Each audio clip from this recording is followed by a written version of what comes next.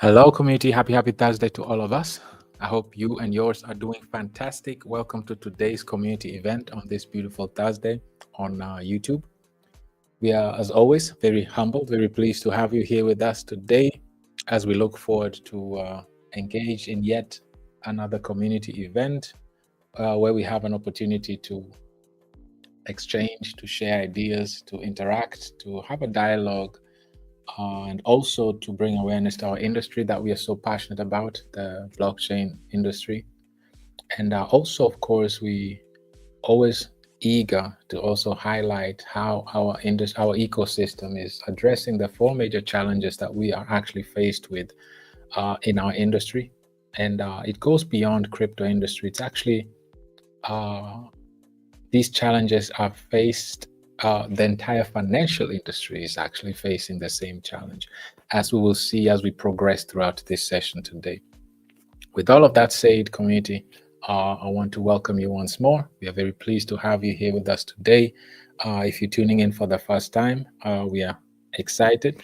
We are pleased to have you here with us today. And those who are regularly, consistently tuning in on a regular basis, as always, we're also very thrilled to have you with us today. As always, before we kickstart today's session, as you see the topic talking about blockchain, institutional adoption on blockchain, specifically, as we will see, Ethereum is the institutional choice. It's also known as the institutional standard, natural choice to build upon and build infrastructures on. And as we will see as we progress throughout today's session. So before we kickstart today's session, I also want to assure you that I see your comments. We'll get to them at the end. We'll ensure that we cover your comments, anything that you have questions about, or maybe any feedback. We'll go through them as well at the end. Also, I want us to encourage those who have not yet. You know, our daily activity is to tweet. We put out all the tweets on a regular basis, on a daily basis. Is part of our educational sessions, is one of our four pillars, is to bring awareness and educate the community, the industry. And Killer Whale Survivor and BULLRUN, all tweets are out, so I highly encourage those who have not yet to engage with the tweets, as we understand the reason why. It goes a long way to bring awareness to our industry and also to our ecosystem, as these tweets are very highly informational and educational, and highlight also how we are moving about and in bringing change, in bringing solutions through our ecosystem. With all of that said, I'd like us to jump right into today's topic. As we are progressing, there's quite a bit to cover today, so I'd like us to jump right into today's topic. Again, blockchain and institutional adoption, right? That's the topic. We often really talk about ways how the crypto industry, the blockchain industry, will be gaining mainstream adaptation. And if we look back, I always like to be a student of history, right? Because oftentimes, all we need to look over our shoulder and be a student of history, and we'll learn so much, because nothing we are facing right now, or nothing we are faced with, I should say, right now, has not been done before. Everything we are faced with in our society has been done before. We're not the first one, right? So it's always easier to always look back and ask ourselves, how did the others deal with it? How did the society, the economy deal with it at the past back then? And once we learn that and appreciate and embrace that, it will make it so much easier for us as well. And we might be actually very advantageous as students of history, right? So back to today's topic, institutional adoption. And blockchain technology is the way to go. And just like it was back in 1990s, during the infancy of the internet technology, fast forward 2 decades, almost 2 decades, with the 2007, with the beginning of application layer, mobile applications, when the first iPhone came out. That's another That was another revolution that happened, right? And that was when mobile technology came out. That's when now the internet was built on top of, and now there was a layer of application using these app stores, Google Play stores, right? And a whole industry was born out of it.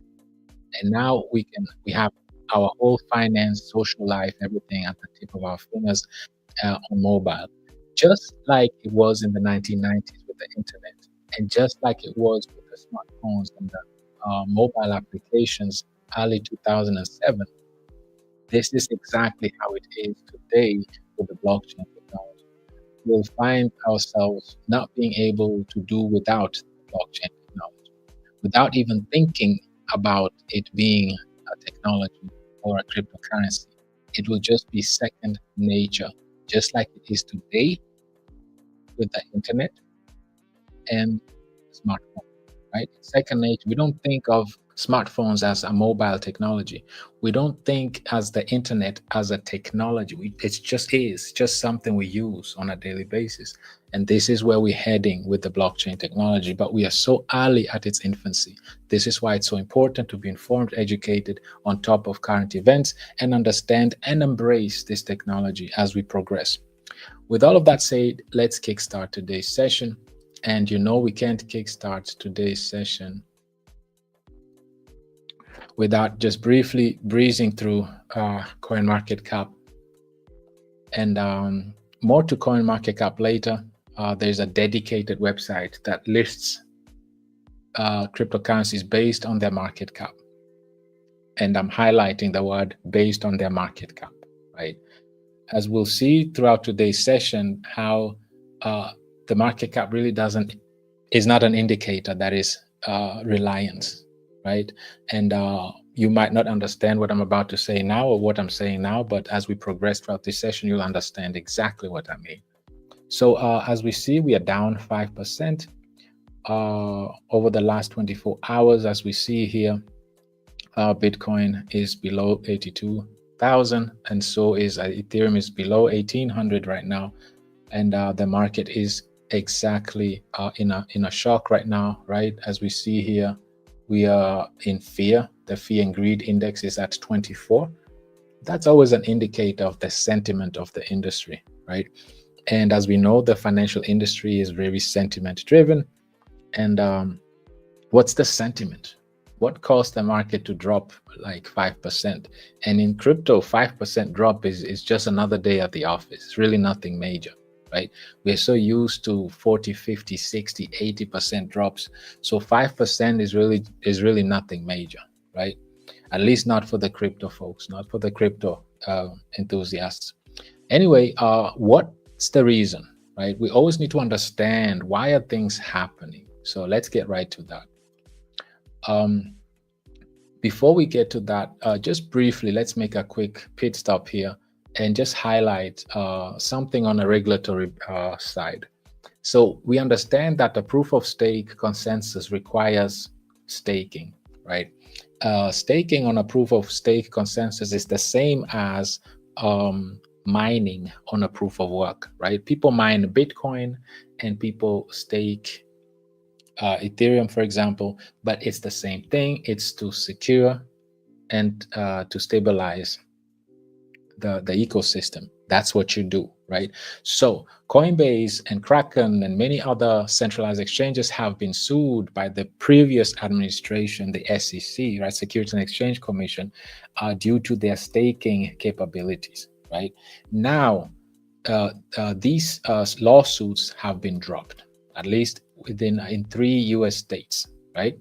As we experience a more crypto-friendly administration, now Coinbase has a lawsuit has been dropped, and they were sued due to their staking capability, staking future, so to speak. At least 3 states, US states, have dropped the lawsuits. This is a major deal, and we're about to see why. So specifically, the state of Kentucky dismissed its lawsuit against Coinbase just days after passing the so-called Bitcoin Rights Bill, right? So this is a bill that is in law. It was passed, So what did it include? It included, like we just discussed, mining. Mining is for Bitcoin, and staking is for proof of stake blockchains, right? If you're a proof of stake blockchain, to validate transactions, validators stake their Ethereum, and then this is how they validate transactions, and this is through staking they get rewarded for securing the network and stabilizing the network. So the good news is that mining and staking have been exempted from securities laws. The last administration was really leaning heavy on labeling staking as a security, right? So now that staking has been literally exempt from securities law, this is a big win. This is a major relief for the advancement of the blockchain technology, because as we know, major liquidity, major DeFi applications, and are on Ethereum. And Ethereum is a proof of stake network, meaning that staking is at the core of validating transactions, securing and stabilizing the network. So this is a big win for any proof of stake network, and most specifically for Ethereum, because it is by far the largest proof of stake blockchain in the entire industry, right? So this is just something I wanted us to celebrate and to embrace, as it's something that affects us obviously directly, because amongst other things, we also have a staking platform, of course. So this news is great for us as an ecosystem, as well as it just gives us that sense of relief and understanding that staking is officially been exempted from securities law. So now that we've discussed that, let's now jump headfirst into today's session. So BlackRock CEO Larry Fink says almost everything he talks, almost everyone he talks to is more anxious about the economy than at any given time in his recent memory, right? So the economy is causing a lot of anxiety. And as we see, especially in finance and including the crypto industry, it's a very sentiment-driven industry. And with that said, we really understand that this is in people's heads. So Larry Fink acknowledges spreading concerns over the state of the economy in his most recent annual letter. He always puts out an annual letter for his shareholders. So now that we say that, just briefly, let's read this just briefly. So in annual letter published Monday, when markets took a beating, right? So Monday, it started on Monday. BlackRock CEO Larry Fink said many people he spoke to were nervous about an economic downturn. And many of the fears stem from the mounting uncertainty about the Trump administration's tariff policy, right? And how it will affect the economy. That was on Monday. So everyone keeps telling the CEO of the world's largest asset manager how worried they are about the economy. Now, let's be honest, this is not just Larry Fink and his friends that are worried, right? This is something that affects every single one of us, right? And it's bigger than just the crypto industry. All the industries are affected by this, right? There is no exclusion. And in times of uncertainties such as this is where you see safe havens and store of values really shine and rise, right? But that's not the topic of today. So why is the crypto market crashing? As we said, let's not just take Larry Fink's words for it. I always encourage us to triple check, double check, and verify things. So let's look at another article. Why is the crypto market crashing? Why are we down 5%? There is only one reason, right? There's only one reason. So Bitcoin being the largest one, but obviously it's not just Bitcoin, but it's currently at a tight correlation with the stock market, right? This is another contradiction, because many times we've always been told or promised that Bitcoin is not in correlation with the stock market, right? It's doing its own thing. It's a digital gold and so on and so forth, right? However, it's actually, the reality is it's in actually tight correlation with the stock market and the tech focused NASDAQ as well, NASDAQ 100 index as well, right? And they have suffered significant decline, obviously, right? So none of the assets are safe, right? The entire market has been really in decline. Now, the cryptocurrency market experienced a major upheaval today, right? And the reason behind this decline is quite clear. So we're all aware of this, like we just said, right? So Donald Trump's new tariffs turned out to be much harsher than analysts expected. So we saw this coming because during the campaign, this was discussed heavily and was one of his agendas, but none of the analysts expected it to be this much, right? This impactful and to go to this certain extent. So all countries exporting goods to the US will be subject to a flat 10% tax. So if you are one of the countries that are exporting goods to the US, you are greeted with a flat tax of 10%. And for some countries, the rate will be even much higher in addition. So 10 is the standard. Everybody gets hit with the 10 one. And then beyond that, some are even get hit with even more. For example, this new regulation caused the total tariffs imposed on China, for example, to exceed 50%, right? This creates a price increase, of course, and rising inflation concerns for US consumers. And this is exactly the reason why the markets are so volatile, and it doesn't just affect the crypto industry. Of course, it affects the entire financial industry, the all industries across the board, because tariffs are not just cryptos and digital assets, but are commodities, the whole trading industry, right? Logistics, all of that. So with that said, let's see, how does this relate to us, or what can we take away from this? Because I always like to look at challenges. Now that we looked at the challenges, let's jump into solutions, right? I always like to identify challenges and then turn those challenges into solutions, into opportunities, first of all, and then come up with solutions for the opportunity. So now that we understand why the market is down, all these tariffs, geopolitics, uncertainties between Russia and Ukraine, what's going to happen over there. The markets are very sentiment driven. There's so much uncertainty, but that's an opportunity. Where there's uncertainty, there's an opportunity. So let's see what opportunities arise. So tokenization again. Tokenized equities, like it says here, will dwarf stablecoins. So one tokenized equity is going to be equivalent or larger than Tether, right? So of course, we don't take their word for it. Of course not.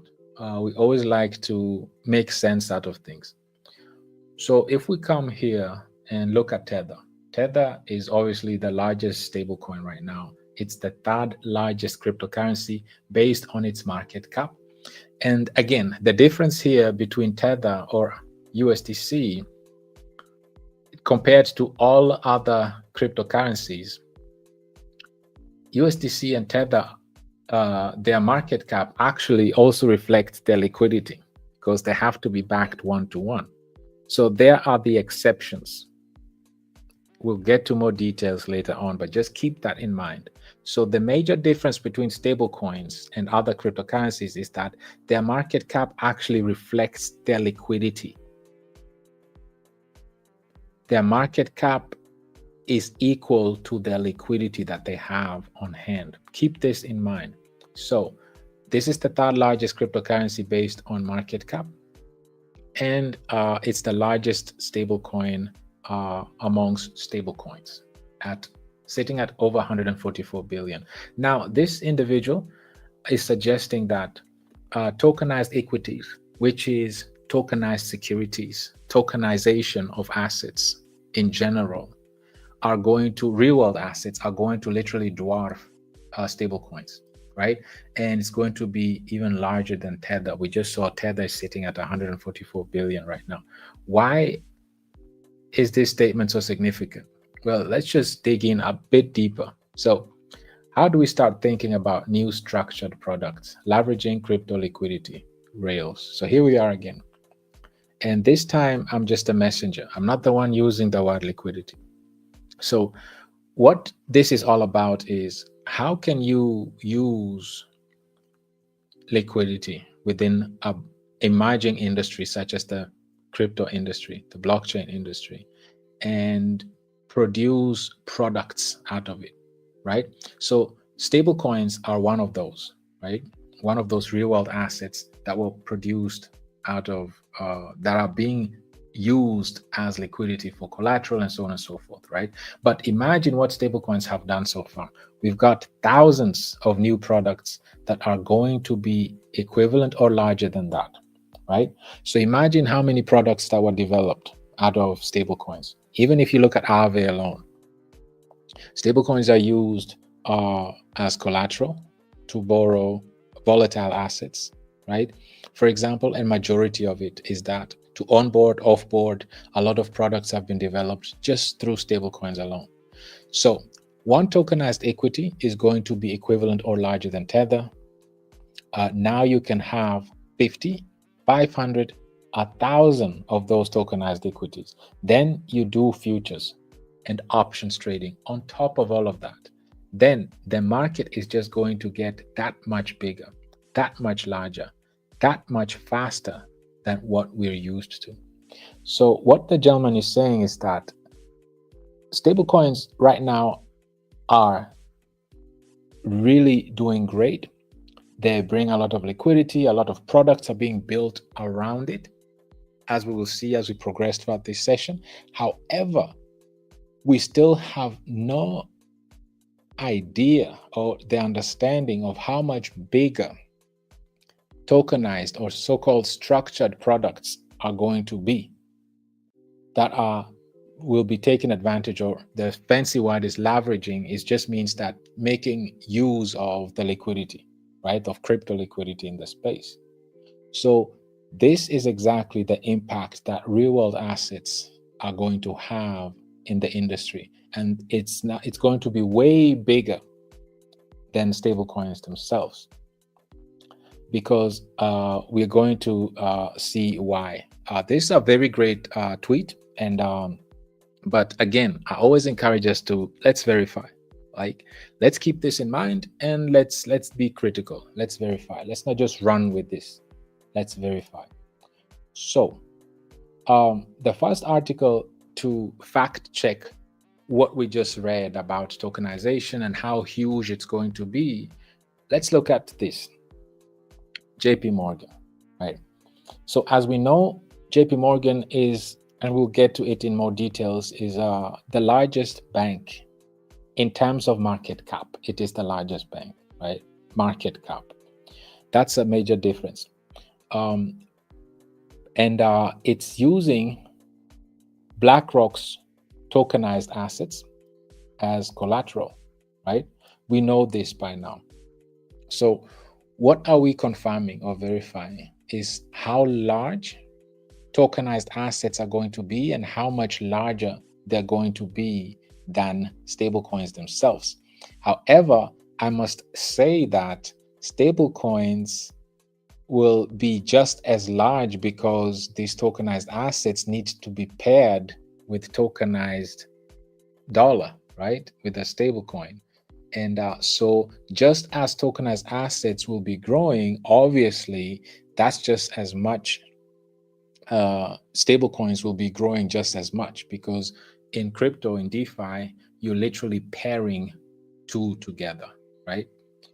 So now that we understand that and we verified that, okay, so the largest bank based on market cap is also using tokenized BlackRock shares, which is tokenized assets, as collateral, and they're using that, right? So let's see where they're using it, and this is exactly what sets what makes the difference. So JP Morgan's Ethereum based, so it's on Ethereum. JP Morgan's Ethereum based Onyx blockchain used JP Morgan's tokenized collateral network. So JP Morgan already has an infrastructure, like we know, and they're using BlackRock's tokenized assets as their collateral. And like you see here, they're using it for collateral for the over the counter for the derivatives market. As we know, the derivatives market is the largest market with roughly $1 quadrillion US. It's a massive market. That's where all the futures trades, options trading, all of this are taking place. So we literally just confirmed what this individual was saying. This is exactly what he was talking about. This is, you see how it was saying, imagine you have 50, 500 or 1,000 of those tokenized equities, right? We just looked at one, JP Morgan's using BlackRock's, right? And we're about to highlight how large BlackRock is. And he said that you can add futures and options trading on top of that, right? And then you'll see how big it gets. He's talking about the derivatives market. And this is exactly what we're seeing. It's already happening. So we just confirmed that source that, okay, there's some merit to it. There's the individual who's just tweeting this, they know what they're talking about, right?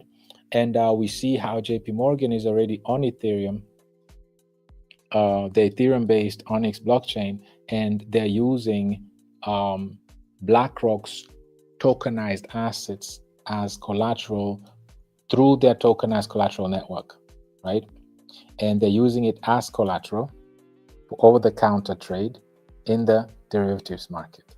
So he's right. The derivatives market is all about futures trading, options trading, leveraging, all of that, right? That's what it's all about. And this is exactly what this post is saying, right? He was saying it. How do we start thinking about new structured products leveraging crypto liquidity rails? This is exactly what this individual was talking about. And this is why he was making a point that we have no clue how much larger this is getting ready to be. So how big is BlackRock, right? We know that BlackRock is a giant. They have over $11 trillion assets under management. That doesn't tell us much. So let's put it into perspective. I like this chart right here. It shows you the gross domestic product by countries, right? So this is a list of the largest countries with the largest GDP, gross domestic product, meaning that all the goods, services, output, trades that are happening within a 12-month period within this specific nation. Unsurprisingly, US and China are the leaders, the largest, right? US is the number one, as you see here. They're having over 27 trillion as GDP, right? And then China is second with 17 trillion.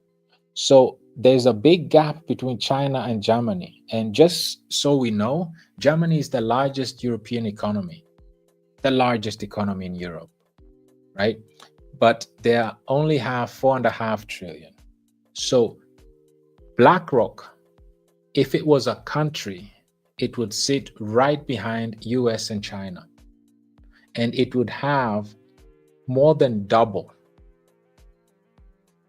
assets under management than Germany's GDP at 4.5, more than double. So this is just to put it into perspective how large BlackRock is as an asset manager. If it was a country, it would sit only behind the US and China, which are the two major economies, right, as we know.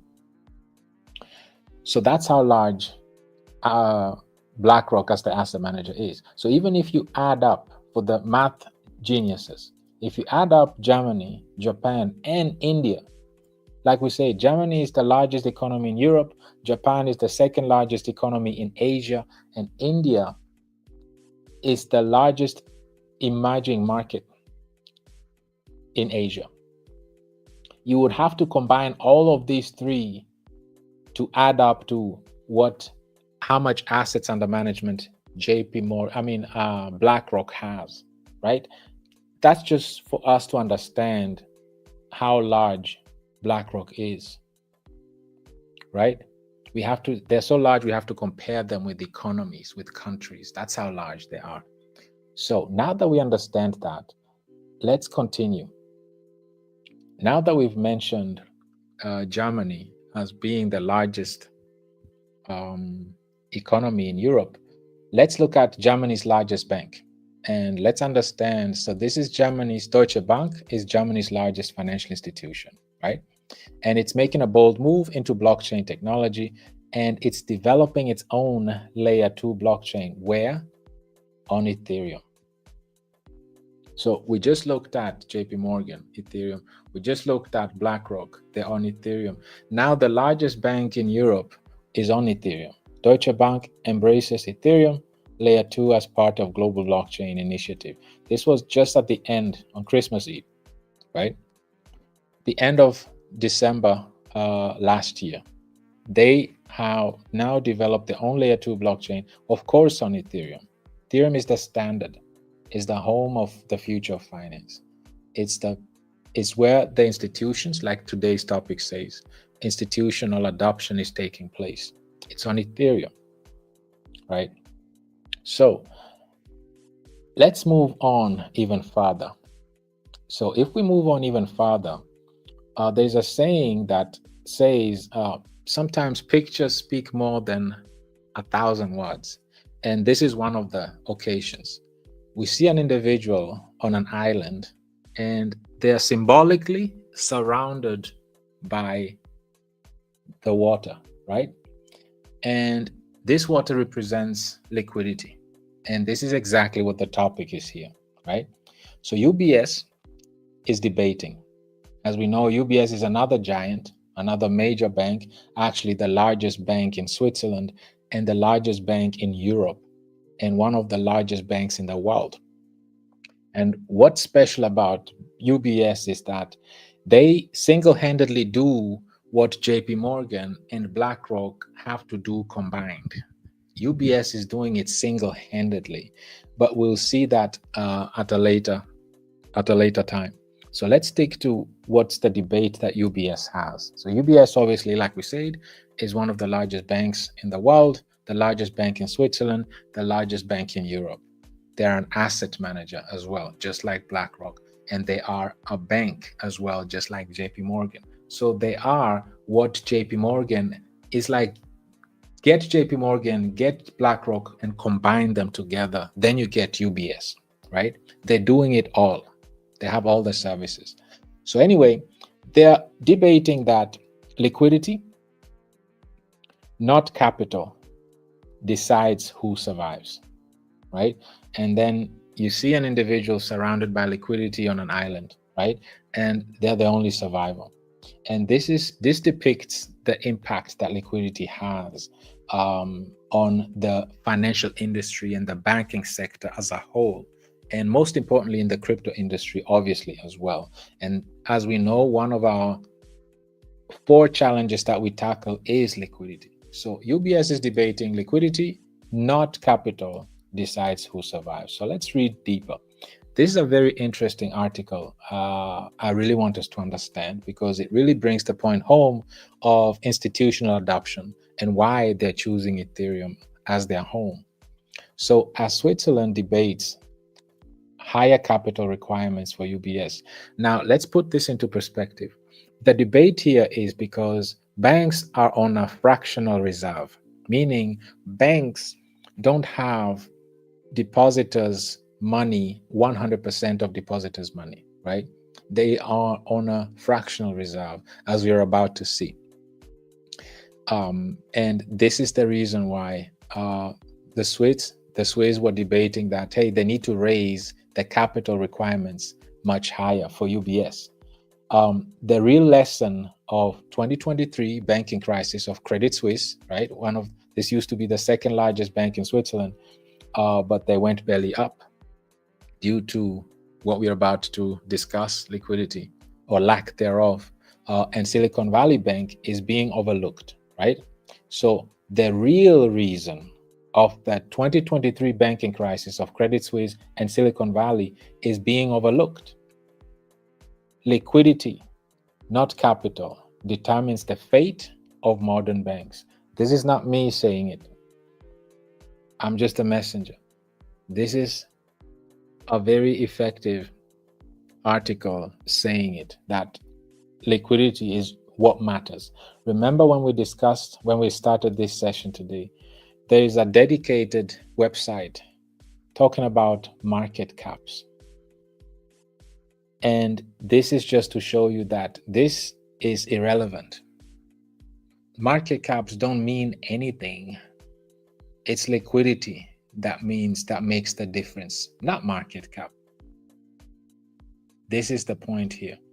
This is the point that this article is making, right? You're too carried away with the capital, but it's liquidity, not capital, that determines the fate of modern banks, right? So let's get to it. In the aftermath of the dramatic collapse of Credit Suisse and its hasty merger with UBS, Swiss regulators and lawmakers are now debating whether UBS, as an enlarged national banking champion, should face stricter capital requirements, right? Like we said, banks are on a fractional reserve. They're not backed 100%. They're not like stable coins on the blockchain, on the Ethereum blockchain. You see how, like we said at the beginning, stable coins such as Tether, USDT, or USDC, their market cap is actually also represents their liquidity. It has to. They're pegged to the dollar. It's 1-to-1. So if anybody wants to withdraw $10 billion right now from Tether or USDC, there is no problem of doing that. They can do that. But you can't say the same for other cryptocurrencies. Remember, we identified that challenge with Bitcoin in our last community event. So we're not going to dig deep into Bitcoin this time. But if 2 billionaires or just 1 billionaire wanted to cash out of Bitcoin, they will be having a challenge. But they won't have that same challenge with USDC stablecoin or USDT stablecoin. That's just to make a point. So let's get back to this article. So the intention is understandable, right? After all, UBS is now of systemic importance, not only to Switzerland, but to Europe and global markets as well. So, but while capital buffers are critical for the long-term solvency, they offer little protection on a real-time liquidity crisis. What Credit Suisse and Silicon Valley Bank revealed in 2023 is something more fundamental and often overlooked. In modern banking, liquidity, again, in modern banking, it's liquidity, not capital, determines survivals. Again, so they just keep repeating this point. They're driving this point home. And another point that they're making here is that high capital, you might have high market cap, right? However, zero or like just insignificant liquidity. That's the point here, right? So on paper, and this is an interesting point that they made here. On paper, Silicon Valley Bank was in good shape, right? Just before its collapse, it reported a CET1 ratio of around 15%. Don't worry, I won't let you hang. We are going to explain what CET1 ratio is, right? Let's go there real quick. So remember how we said that banks are on a fractional reserve, right? Banks are on a fractional reserve. So, and that reserve right now ratio is at 6%. So a good common equity tier 1 ratio is often benchmarked against regulatory requirements and industry norms. Ideally, a CET1 ratio above 6% is considered robust, as it exceeds the minimum regulatory threshold under Basel III standards. So 6% is ideal and considered robust, right? This is how much capital you're supposed to have on hand. See how this is dangerous? So anybody that, if 7% of the depositors want to withdraw at the same time, banks collapse. Banks instantly collapse because they never have enough liquidity on hand. And 6 is the norm and considered robust. So Silicon Valley Bank, just before it collapsed, had 15%. So it was well above the regulatory minimum of 6. So to regulators and investors alike, this suggested a resilient institution, right? Like, oh, wow, they're 2.5 times bigger than the requirement. So it must be they're really good, right? But as with Credit Suisse, the headline number only told part of the story.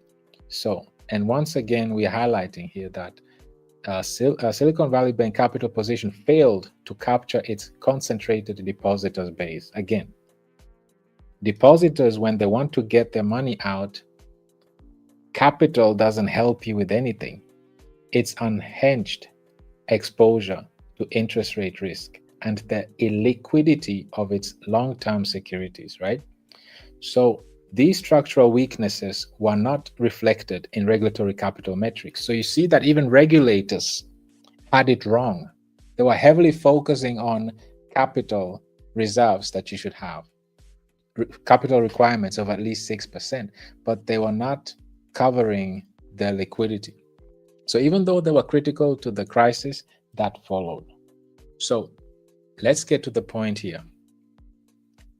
Capital ratios don't guarantee resilience, right? So as depositors lost confidence, and this is exactly what blockchain technology was all about. You don't need no trust, right?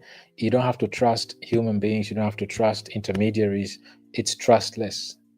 It's a technology. It's a software. It's a smart contract. You interact with smart contracts. You don't have to trust an intermediary. However, the depositors lost confidence and more than $42 billion were withdrawn, right? And hit the bank in a single day. So SVB Bank couldn't raise liquidity fast enough to meet these outflows. Why? We just saw that there is a requirement, only a requirement of 6%. That's it, right? And this is not set by the banks. This is a benchmark by regulators. It's at 6%. So what do you expect? They actually were 2.5 times the minimum requirements, right? So you can see that even regulators can be wrong. We shouldn't just take regulators' word for it. They're only humans as well. And it's important to really understand the impact of liquidity. So what was the lesson? The lesson is clear. Capital ratios may meet regulatory requirements, yes, but they don't guarantee resilience. In an era of real-time banking and digital contagion, only, the keyword here is only, liquidity can absorb the shock of a crisis of confidence. Only liquidity can do that. When everything else fails and when there's no confidence and there's a crisis of confidence, only liquidity can save the day. That's it. No capital ratio, no market cap will save the day. It's only liquidity, period. That's it. So the regulators have to start rethinking capital ratios in light of regulatory flexibility. They need to rethink this, right? So let's get to the bottom of this.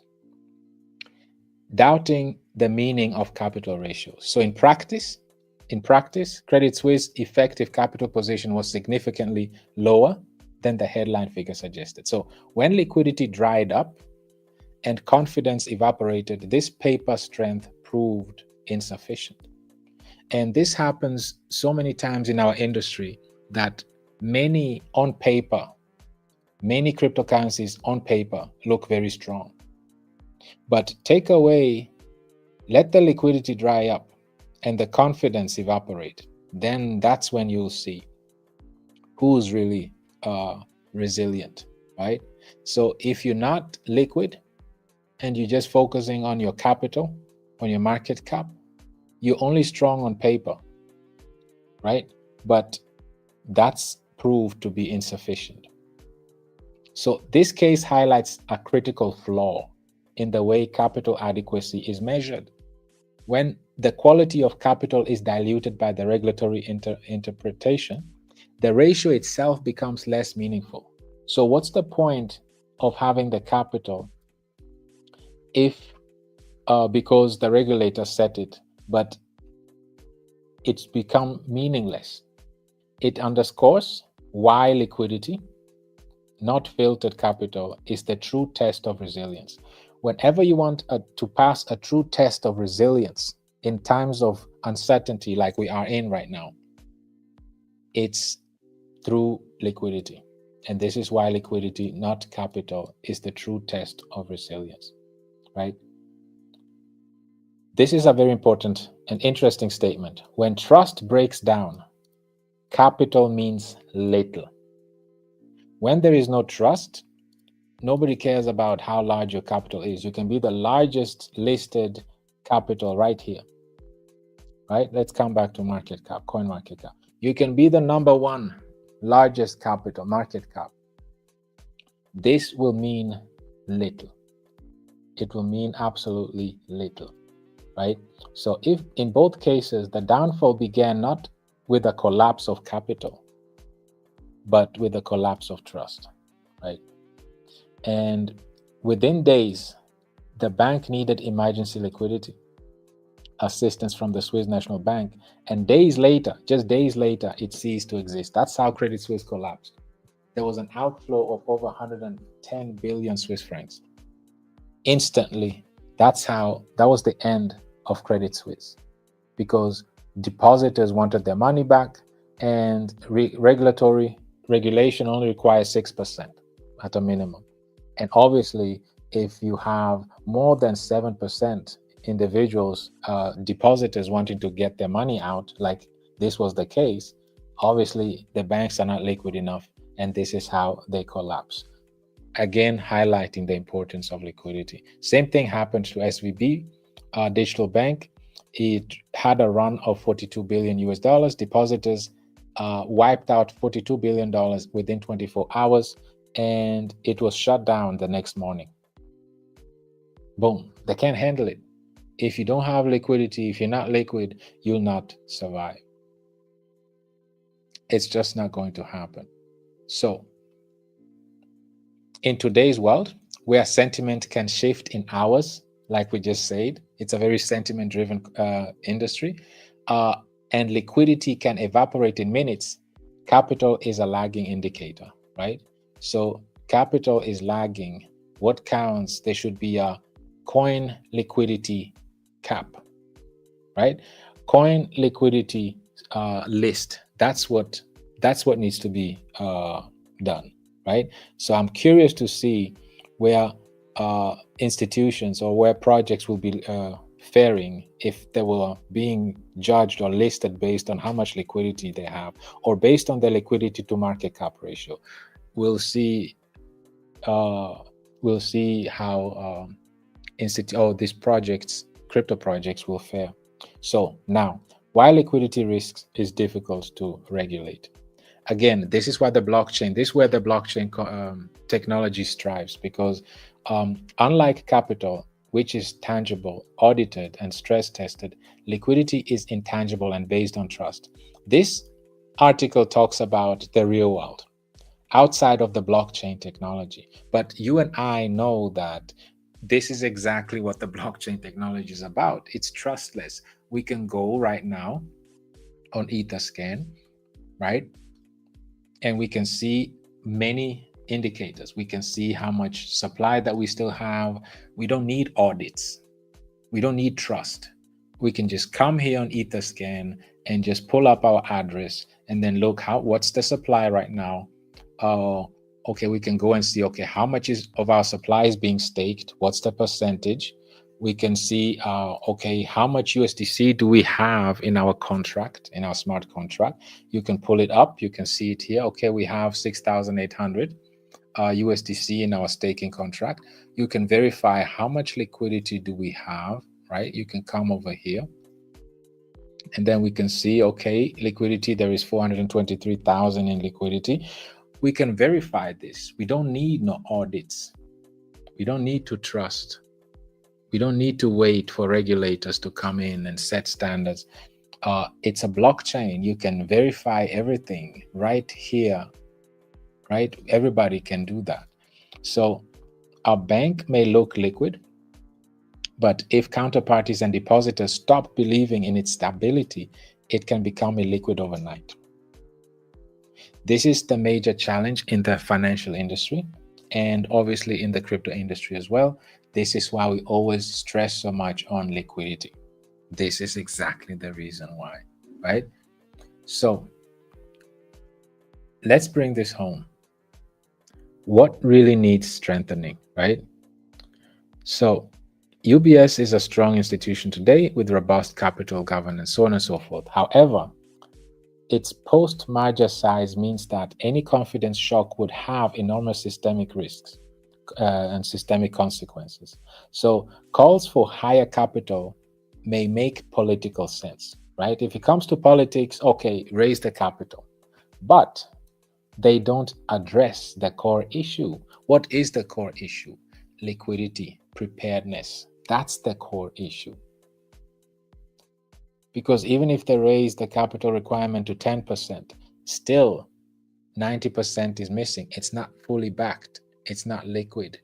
It still won't make it, right? So the core issue here is liquidity preparedness. So instead, we should be asking, these are the key questions we should ask ourselves. Now, keep in mind, this pertains to the banking industry. However, it pertains to the crypto industry as well, right? So these are the challenges the real world is facing.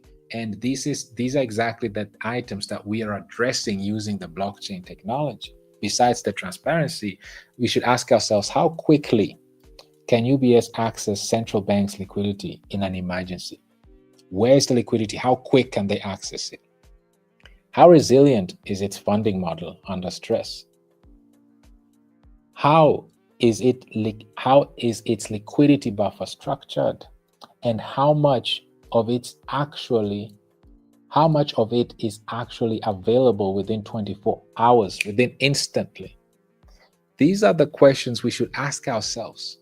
And if you have solutions to these questions, which majority of crypto assets don't have, not even the largest one, Bitcoin, then you are facing a challenge and you're still part of the problem that we are facing in the real world with traditional financial institutions such as banks. And SVB went down, Credit Suisse went down, many banks went down. And this is another largest bank, UBS, and they're actually thinking this through. They don't want UBS to experience the same thing. So how is its liquidity buffer structured, and how much of it is actually available within 24 hours? And how quickly can UBS access central bank's liquidity in an emergency?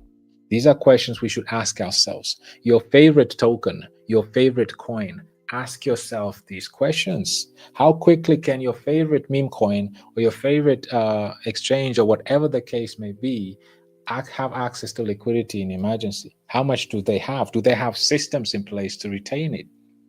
Do they have mechanisms in place to retain it? Ask yourself these questions. If UBS, the largest bank in Switzerland, in Europe, and one of the largest in the bank, they're asking themselves this question. So what about us? Shouldn't we ask ourselves these questions as well? That's something we should think about. But now let's close out this session with this. Let's close out this article with this. Even though capital regulations are essential, but it's no longer the only measure of resilience, as we know right now, right? Because both Credit Suisse and SVB passed the capital test. They passed it. Remember, the capital requirement is only 6%. They had 14 and 15 respectively. So they were above the 6%. So they passed the capital ratio test. That's not the issue. However, until the moment they failed the liquidity test, so anybody can pass the capital test. That's not a big deal. But until the moment you fail the liquidity test, that's exactly the challenge that we're facing. Like right now, all of these, they're passing the market cap test, right? Look at them. Large market caps. Great. It looks good, right? But once the liquidity test it's tested, liquidity starts to be tested, that's when you really realize who's real and who's not, right? So let's go back to this and close this. So, and if capital can be engineered, filtered or misunderstood, its role must be redefined. And how? It's time to put liquidity back at the center of how we assess, regulate, and manage banking stability. These are not my words, right? But it's time to put liquidity back at the center of how we assess, regulate, and manage banking stability. This is the largest bank in Europe, in Switzerland, and one of the largest in the world. Asking themselves, telling themselves this. They need to put liquidity back at the center of everything, especially in an age of digital speed and geopolitical uncertainties. So, UBS may never face the same crisis, such as Credit Suisse and SVB. However, if it does, this is the key here. It won't be capital that saves it. What will it be? It will be liquidity. So whenever you hear us stressing so much on liquidity, BULLRUN, liquidity king, liquidity, now you understand. If UBS is so obsessed with liquidity, we should too. It's the least. This is like the basics. This is exactly what's causing financial institutions to collapse: lack of liquidity. These are the 4 challenges that we are addressing: lack of liquidity, inflation, unsustainable staking distributions, and inefficient use of volume. These are real challenges, community, in the real world that large banks are faced with and are still trying to find solutions. We've been having these solutions for over 2 years already. And this is why we stress on liquidity, and it's one of our 4 pillars that we actually address, the 4 challenges that we're addressing.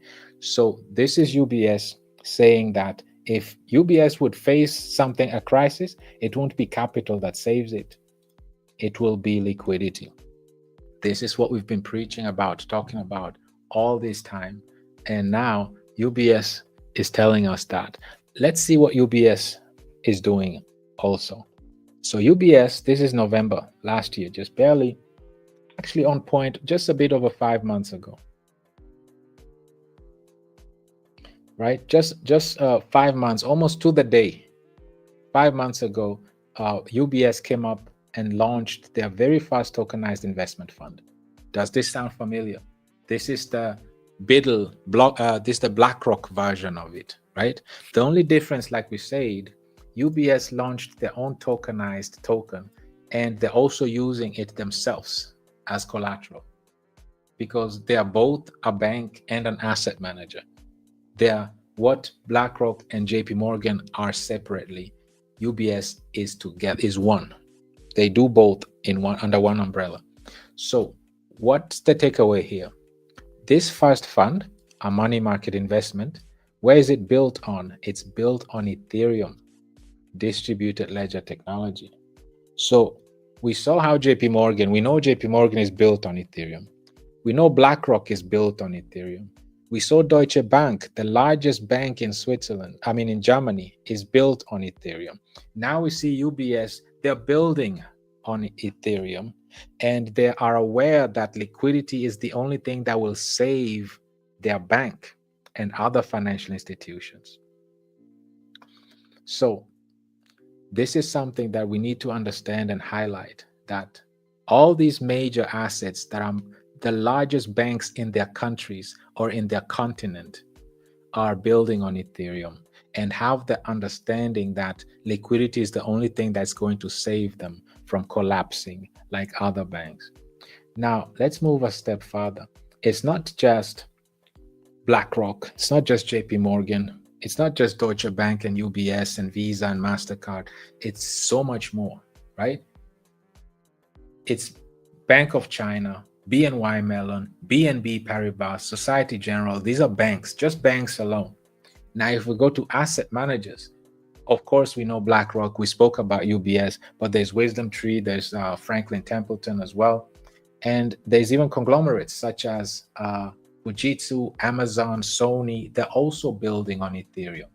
Then there are watchmakers, car manufacturers. There are fashion brands. There's alcohol brands. You get the idea, right? You get music streaming, you get softwares like Microsoft, Google, Tencent, Oracle, building on Ethereum. You see media, Fox, Disney, Universal on Ethereum. You see the payment processors, we always talk about them, right? We know that Visa, MasterCard, PayPal, Stripe on Ethereum, Robinhood, Ethereum, accounting, auditing firms, Ernst & Young on Ethereum. You get the idea. I think you get the idea. But let's take it one step further. So UBS Asset Manager, which is the largest bank in Switzerland and in Europe, has been active in tokenization for some time. So they've been in this industry for a while, right? And last year, UBS Hong Kong worked with Bank of China, right? And they issued digital structured notes, which are bonds, right? On where did they do that? On Ethereum public blockchain, not on layer 2, but this is the public, the mainnet Ethereum. Who did that? Bank of China.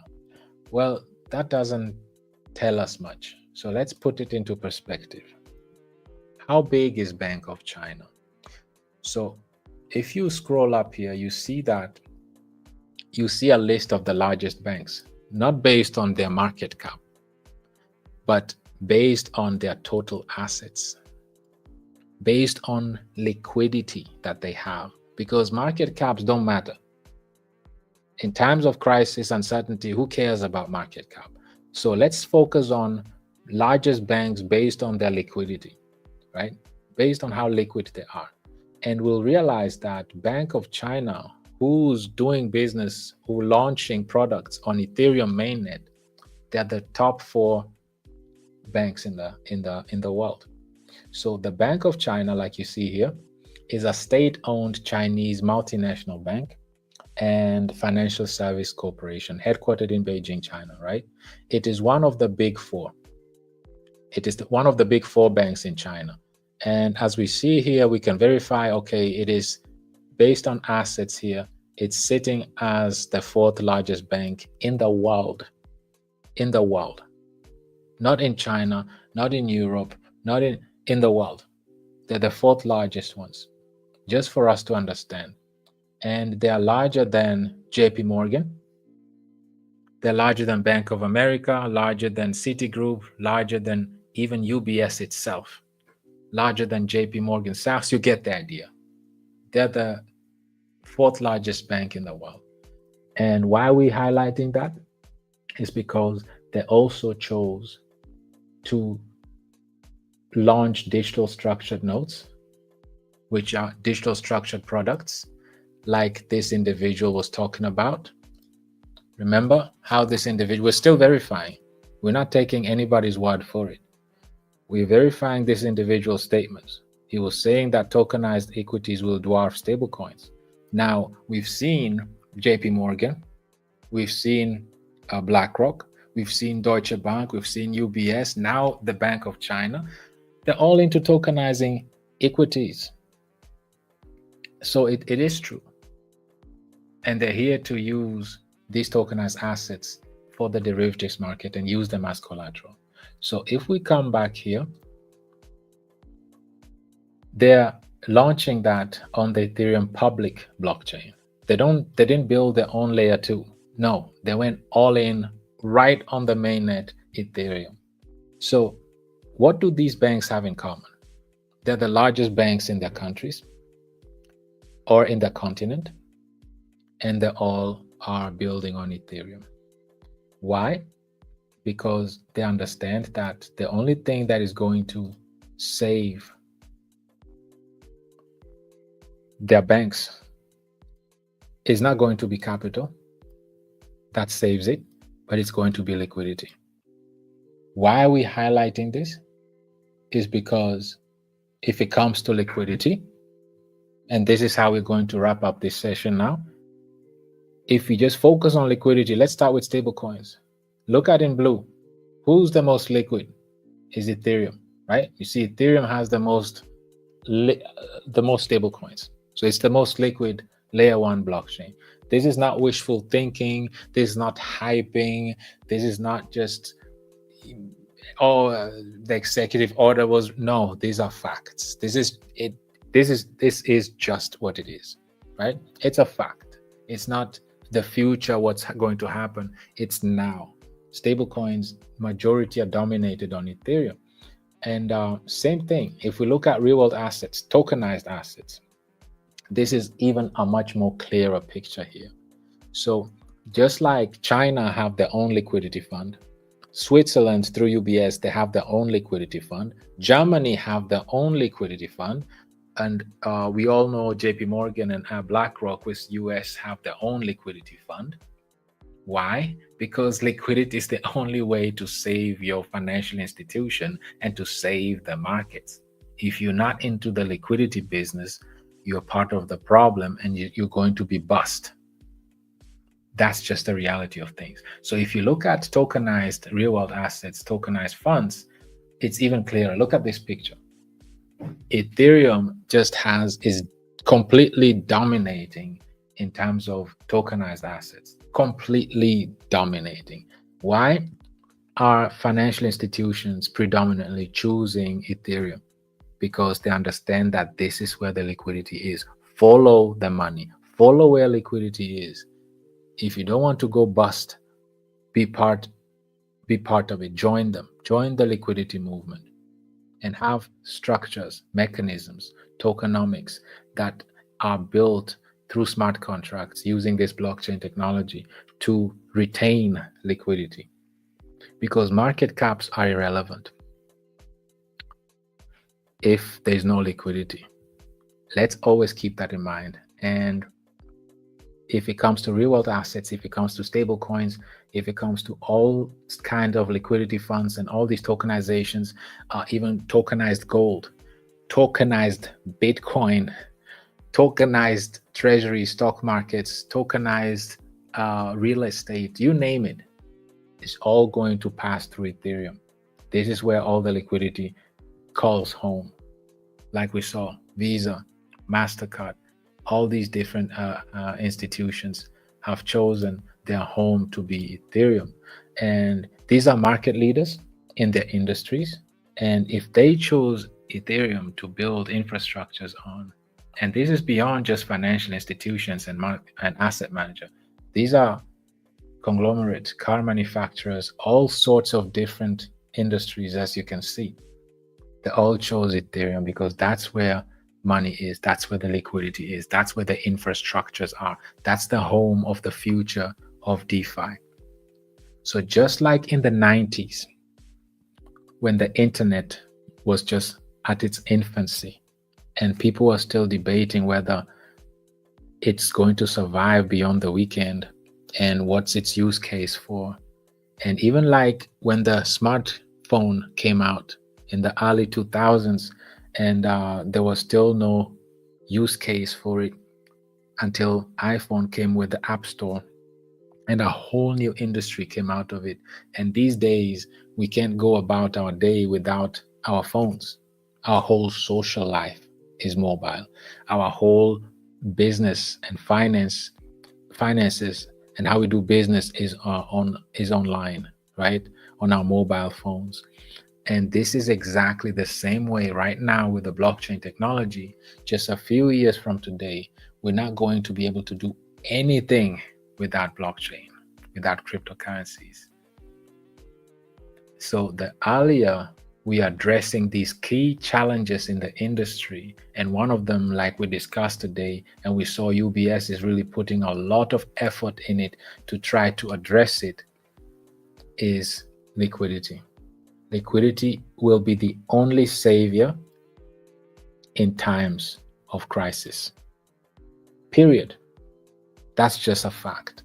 So the question we should leave ourselves and ask ourselves with today is, does your ecosystem retain liquidity? Does it have mechanisms in place? Does it have any mechanisms in order to be efficiently, sustainably retain that? And if you're only addressing liquidity, you still won't make it. because there's 4 challenges, not just one. So liquidity is just one of them. So if you are retaining liquidity, if you're addressing that, great, but that's not it. Are you addressing the inflation side of it as well? Does your ecosystem, especially now that stakings are approved and are no longer viewed as securities, staking are in demand. So does your staking platform, is it deflationary or at least deflationary? Preferably scarce, but is it at least deflationary? That's another challenge you should address. And then that's not enough either. Do you have sustainable staking distributions, or are you causing inflation with your staking platform? That's the third challenge you should be addressing. And that's still not it. Are you using your volume efficiently? Meaning, as your token is being traded, are you retaining liquidity as it's being traded? Is your supply shrinking as it's being traded? Is your USDC, are you retaining USDC distributions for your stakers as it's being traded? If your ecosystem is not addressing these 4 key challenges, then you are the problem, and you are part of the problem and not part of the solution. It's as simple as that. So yes, liquidity is important and it's the basis of everything. But it goes beyond that, because once you tokenize things, now you met with more challenges that go beyond just retaining liquidity. Now you have to address the inflation side of it, and then the sustainable staking distribution side of it, and then use your volume efficiently to keep all these 3 challenges at bay and sustainable as well. And this is exactly what our ecosystem is all about.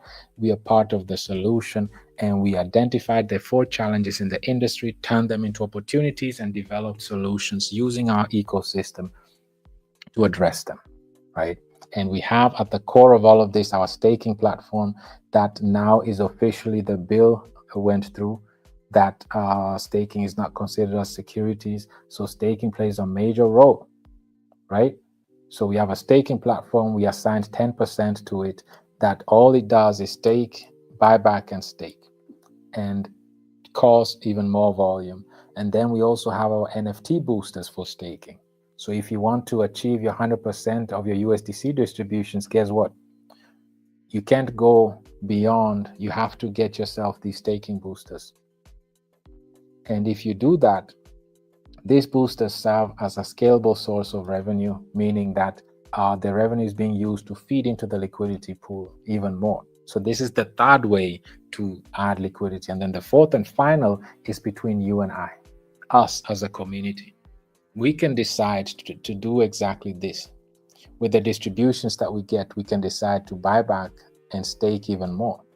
Why? Because we're receiving USDC distributions and not BRL tokens, but USDC distributions.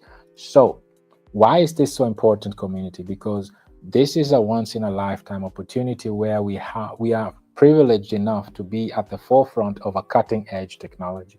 We have the privilege to use this technology to its best ability and to make the most out of it. Now you only have 2 options, whether either you understand the industry, you look at the challenges as an opportunity, and you address them using the latest technology. That's option 1. Option 2 is you sit on your hands, you complain about it, and you become part of the problem. And you don't address these 4 challenges, you don't take opportunity of this cycle, of this industry that we have. Doing things the right way from the very beginning gives us a hedge, gives us that first move advantage, right? It gives us that advantage that once this rush comes in, community, and this liquidity, like we've been looking at, is gushing in through all these tokenizations that are getting ready to happen and flood the Ethereum markets. We see Deutsche Bank, we see UBS, BlackRock, JP Morgan, Visa, MasterCard. We could go on and on. They all chose Ethereum. So what does that mean? It means that they understand that Ethereum is where the liquidity is. So we are about to be flooded with liquidity. And the question we should ask ourselves, are we prepared? Do we have mechanisms to retain all of this liquidity that is getting ready to lift all boats? And the answer is a clear yes, right? So all we need to do is lean back, take a deep breath, and embrace what's coming, because we are prepared, we are solution driven, we are purpose driven, we understand the industry, we identified the 4 challenges that are plaguing the industry, including the financial markets, and large banks such as UBS highlighted that the importance of liquidity, right?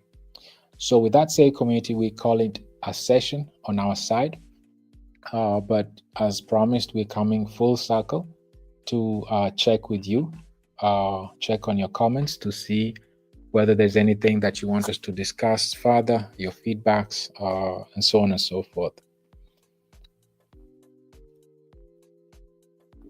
So my great brother Abdullahi says, greetings, King Steve.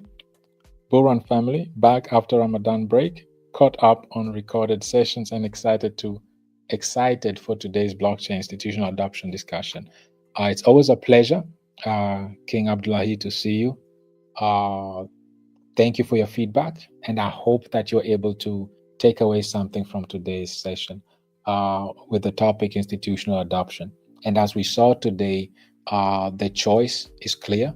It's even a standard these days that if you are a financial institutions or any other industry, their choice is clear. It is Ethereum, simply because it's infrastructure and developers, but most importantly because that's where the liquidity, home of liquidity is, right? Liquidity is there, and financial institutions such as UBS understand the importance of it, right? So thank you so much, King Abdullahi. Queen Lati says, greetings, BULLRUN family. We thank God for the gift of life to have another exciting session with the developer Steve. What we are experiencing and witnessing in the tech industry. Beautifully said, Queen Lati. Wonderfully said. It's always a pleasure to see you in the community. We appreciate you very much. And Father, Queen Lati says, greetings, BULLRUN community. As we wait to be tutored by none other than our Professor Steve, let's pay attention as we cruise through as he unpacks how institutional adoption impacts on crypto space. Beautifully said, Queen Lati. And I really hope that we were able to take away something from today's session, because it's really important for us. Sometimes we think that we're in our own echo chamber, but when we lift our heads up and see adults speak, such as UBS, and they echoing what we've been talking about in the industry for the longest and trying to make sense out of this and trying to stress the importance of liquidity, it's so rewarding. It's so it's such a pleasure to see how large institutions, market leaders are saying exactly the same thing, right? Stressing on and focusing on that and highlighting the importance of it, and not just stressing and highlighting, but actually analyzing its importance, right? And putting out such a beautiful article like we just went through together. So thank you so much, Queen Lati. I hope you were able to take away something from today's session. Queen Grace says, hello, Steve, our Mama Wino and BULLRUN family. It's another day to learn more from our tutor, Mr. Steve. Today's topic is one not to miss. Eagerly waiting to hear how it will unfold for us. I hope, Queen Grace, that you are able to take away something from today as well. It's always a pleasure to see you in the community. We are very pleased and humbled to have you consistently participate in these community events. Then we have Queen Val. Says, greetings, BULLRUNNERS. So excited to be here with my amazing community and our speaker, Mr. Steve. Can't wait to hear all the insights he has in store for us. Happy Thursday to us all. And then also Queen Val also generously put out the links to our Telegram groups. Here we see the BULLRUN one. We have Survivor and Killer Whale as well. So if you're not part of our community yet, we highly encourage you to be part of our movement. We stress so much on education. We are a very active community, like we said. We're very active on Twitter, on Zoom, on YouTube, as you see today. And like we said, we have 6 events weekly. We're also active on Wednesday on Facebook as well, daily on Zoom, twice, which is Saturday and Mondays. We are also on Twitter Space. We're hosting Twitter Spaces. So we are extremely active, and we have daily events as well as we put out tweets to bring awareness to the industry and also to our ecosystem as well. So be part of the movement. Thank you very much, Queen Val, for these links. And we also appreciate you very much for all the efforts that you're putting in, your consistency. Very, very much appreciated, Queen Val. Our great brother Theo is here saying greetings, my great brother Steve, dearest great Queen Mother, Aweno, and my beautiful BRL family. I am grateful to be here with you all, soaking in wisdom. Our great professor continues to nourish us with.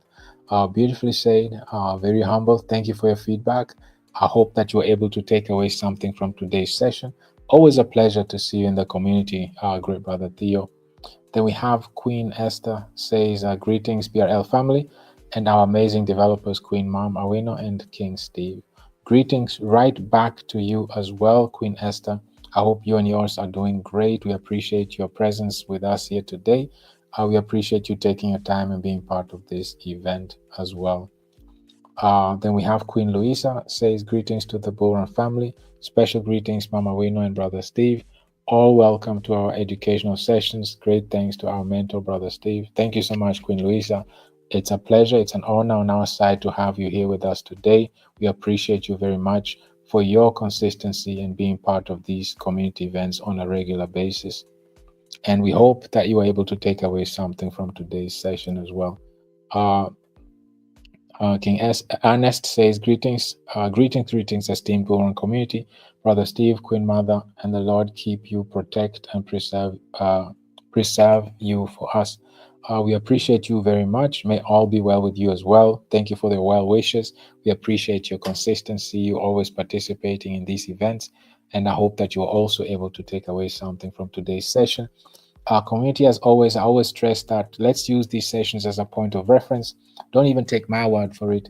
Let's think critically. Let's question things. Let's always double check, triple check, and underscore things, and so that we can look at things for what they really are, right? There are a lot of echo chambers. There are a lot of noise going around us. So let's always fact check those things. Let's always ensure that we are on top of our game and on top of current events. And this is why we have daily events, right? We have these platforms where we can exchange, have a dialogue, and so on and so forth. So thank you very much, great brother Ernest. Then we have Queen Patricia says, greetings family, evening to Mr. Steve. Thank you for your commitment and dedication. Always stay blessed and protected always. Thank you so much, Queen Patricia. You're very much appreciated as well. May you also remain blessed and protected. As always, you're very much appreciated for your consistency as well. Always a pleasure to see you in the community. Then we have Queen Jane says, hey, BULLRUN community, our Dev Steve and Mama Wino. It's my pleasure to be here again to gain the knowledge of the crypto. Be blessed as you take us through this session. Happy and blessed month of April. Thank you so much, Queen Jane. Very, very much appreciated for your well wishes, your uplifting words of encouragement as well. Thank you for participating as well. You're very much appreciated. Your consistency is highly welcomed and also doesn't go unnoticed. We are glad and privileged to have you participate in these events as well. And then we have Queen Virginia says, thanks, Mr. Steve, for educating and enlightening. We thank you as well for participating consistently and being part of these sessions, Queen Virginia. Then we have Queen Mother Aweno herself says, greetings to our amazing BULLRUN family. Empowered community, empower community. Empowerment is the gift that BULLRUN community shares. Beautifully said. There is really nothing more to add to this. This is so beautifully said, right? An empowered community, empower community, right? Empowerment is literally the greatest gift that BULLRUN community shares. And this is exactly the result of our community events, be it daily or multiple times a week. This is what we really live by, right? Education is power. Lack thereof is slavery in any sense of it, right? So let's ensure that we embrace. There's no excuse of lack of knowledge in our community. There is just no excuse, because we hold daily events multiple times a week, and there's really no excuse. Ignorance is a choice, right? In our community, being ignorant is a choice that we actively have to make, because there is no way that we'll be ignorant in this ecosystem, in this community. We have way too many platforms that we are active on, and we have daily events, weekly events. We participate consistently. So knowledge is power, and this is what we strive and live by. Thank you, ma'am, for your encouragement and uplifting. We find power in valuing each other's voices. Community builds bridges that withstands time's tests. Working together, we cultivate a harvest of possibilities. Thanks, Steve, for another great session. Beautifully said, man. Really appreciate this. And what we always say is that find a way to add value to as many people as possible and do it better than anybody else. And that's the true definition of wealth. So we find power in valuing each other's voices is part of it. So beautifully said, ma'am. Thank you so much. Very much appreciated. And for all your inputs, your efforts, leadership by example as well. Then we have Queen Debbie says liquidity is one of our 4 pillars of our ecosystem. We are way ahead of this liquidity game, thanks to our visionaries, King Steve and Queen Mother Wino. Greetings, everyone. Beautifully said, Queen Debbie. You are very much appreciated. We appreciate your feedback, your uplifting words, your consistency and your leadership as well on a daily, weekly basis. Very much appreciated. Absolutely, liquidity is definitely one of our 4 pillars, and we really take pride in using that, right? In retaining it, because we understand that retention of liquidity is the source of sustainability. Without liquidity, there are no transactions. Without transactions, there is no volume. Without volume, there is no rewards, no staking rewards, at least not a sustainable one, and the supply doesn't shrink either. So it starts with liquidity and it ends with liquidity. Beautifully said, Queen Debbie. We have Queen Becca. Marilyn says, enjoying the session. Great information. Thank you for your feedback, Queen Marilyn. Glad that you were able to take away something from today's session. Thank you, Brother Steve. Really blessed. Thank you so much as well, Queen Marilyn. Very, very much appreciated. Queen Gloria says, all I can say is thank you, King Steve. The thanks goes right back to you too, Queen Gloria. We also appreciate and thank you as well for your commitment, your consistency, and for taking your time out of the day to be part of this session today. We have Queen Ali says, greetings to our dev, our Queen Mother and BULLRUN family. Nice to be here for another amazing session. Success is all we know. Beautifully said, Queen Alice. There's really nothing more to add to this. Beautifully said. Beautifully said. And we are all very thrilled to be here, including myself. Always looking forward to these community events. Then we have Queen Aloshi says, greetings, BULLRUN family. How blessed we are in an ecosystem that has been designed by our able devs to overcome all the challenges in the crypto industry. All glory to God. I am so proud to be a member. Beautifully said, Queen Aloshi. You are very much appreciated. And we all feel the same. We are very thrilled to be part of this community. We are very humbled to be part of this community. And we are all just chipping in to our best ability to add value to each other so that we can progress and reach beyond our wildest dreams what we want to achieve, right? And the best way to do that is by adding value to each other. Like Queen Mother Wino said, let's add value to each other by everybody chipping in and doing their part to the best of their abilities, right? So thank you, Queen Aloshi, for that. Queen Lati says, BULLRUN ecosystem is indeed the liquidity king, always ahead all the time and has answers to all the 4 challenges of crypto.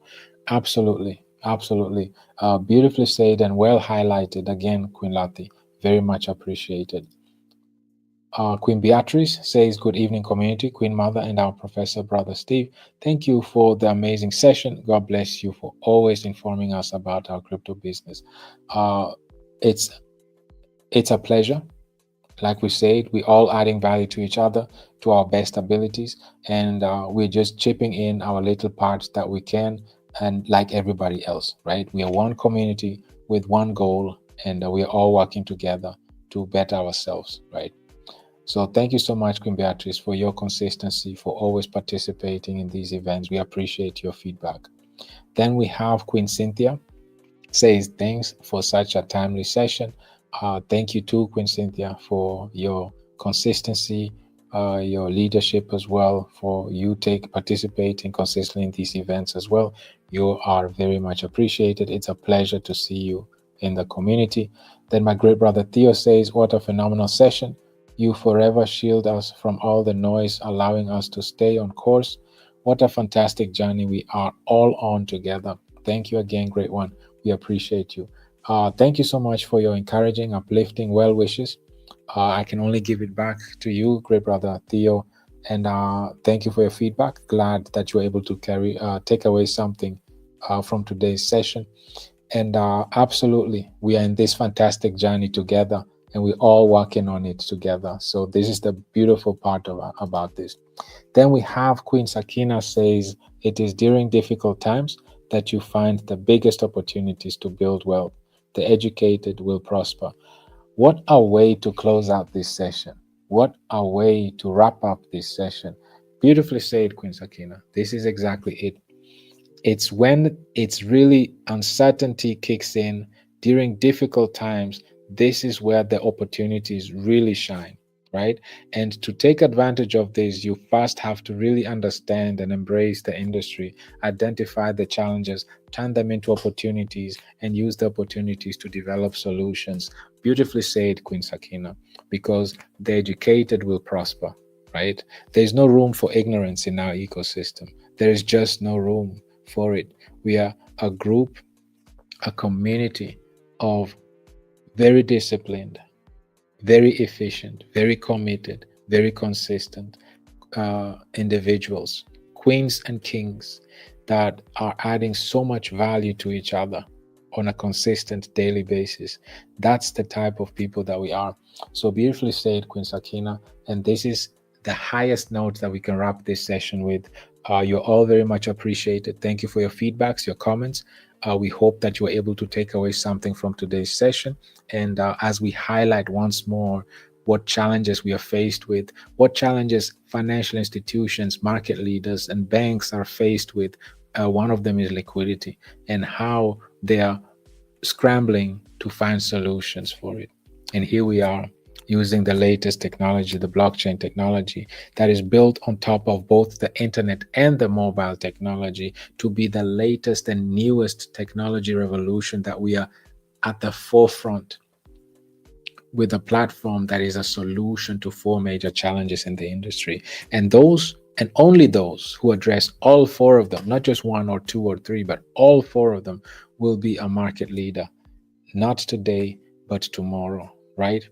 And especially now that we are getting more favorable regulations put in place, now that we saw that staking and mining are not considered securities, are exempt from being considered securities, and it's placed into the law. This is a major breakthrough for us community, especially us having a platform, staking platform of our own. With that said, community, we appreciate you all very much. We want to wish you a wonderful rest of your week. As for the queens, as you're having tomorrow an exclusive event again, wish you a wonderful session as you uplift and empower each other. Where queens come together, beautiful things happen, and civilizations and empires are built. With that said, community, bye bye everyone, till we meet again, latest on Saturday when we have our next community event on Twitter Space. Thank you for participating. Those who have not yet, let's engage with the tweets. All of them are out. Also, let's engage with this video right now as we are closing out, so that it will reach as many people as possible. All it takes is a simple like of the video, and if you have some extra seconds, you can also comment what point that you took away and that you want to share with the community. With that said, bye bye community, till we meet again. Have a wonderful rest of your week.